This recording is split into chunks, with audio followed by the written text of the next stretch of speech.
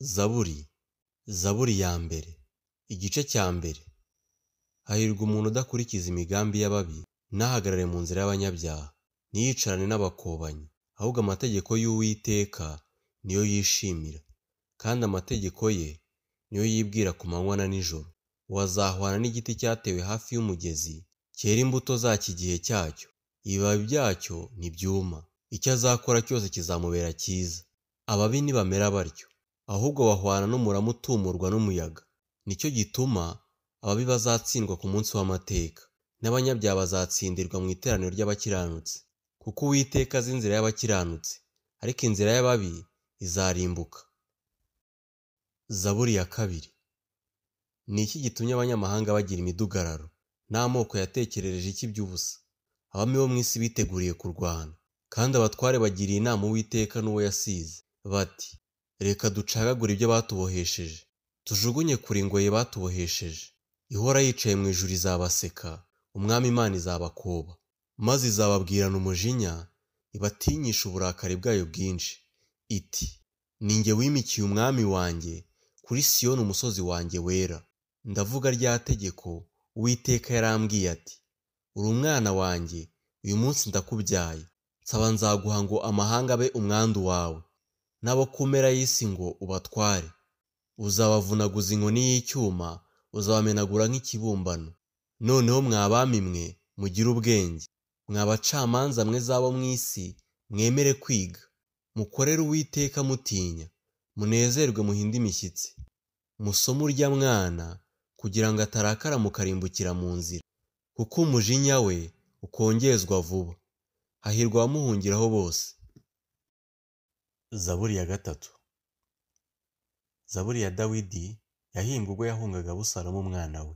Uwiteka, erega abanzi banjye baragwiriye, abangomeye ni benshi. Benshi baramvuga bati: nta gakiza afite ku Mana. Sera.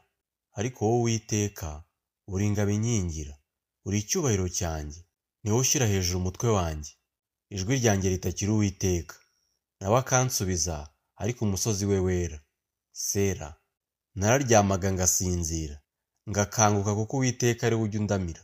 Sinzatinya abantu inzovu nyinshi, bangoteye impande zose kugira ngo bantere.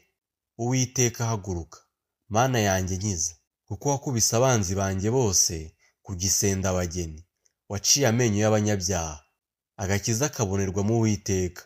Umugisha utanga ube ku bantu bawe. Sera. Zaburi ya kane. Zaburi yahimbiwe umutware w'abaririmbyi babwira inanga. Ni Zaburi ya Dawidi. Mana, gukiranuka kwanjye guturukaho, unsubize uko ngutakiye. Warambohoye ubwo nari mfite umubabaro, mbabarira wumve gusenga kwanjye. Bana b'abantu, muzagezayo guhindura icyubahiro cyanjye igisuzuguriro, muzagezayo gukunda ibitagira umumaro no gukurikiza ibinyoma. Sera. Ariko mumenye yuko Uwiteka yirobanuriye umukunzi we. Uwiteka azanyumva uko mutakiye. Mugire impuhwe zo gukora icyaha, muri ku mariri yanyu mwibwirire mu mitima yanyu mucecetse. Sera. Mutambe ibitambo mukiranutse, kandi mwiringire Uwiteka. Hariho benshi babaza bati: ninde uzatwereka ibitunezeza?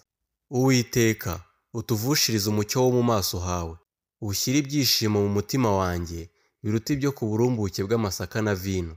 Nzajya ndyama nsinzire niziguye, kuko ari wowe wenyine Uwiteka umpa kuba amahoro. Zaburi ya gatanu.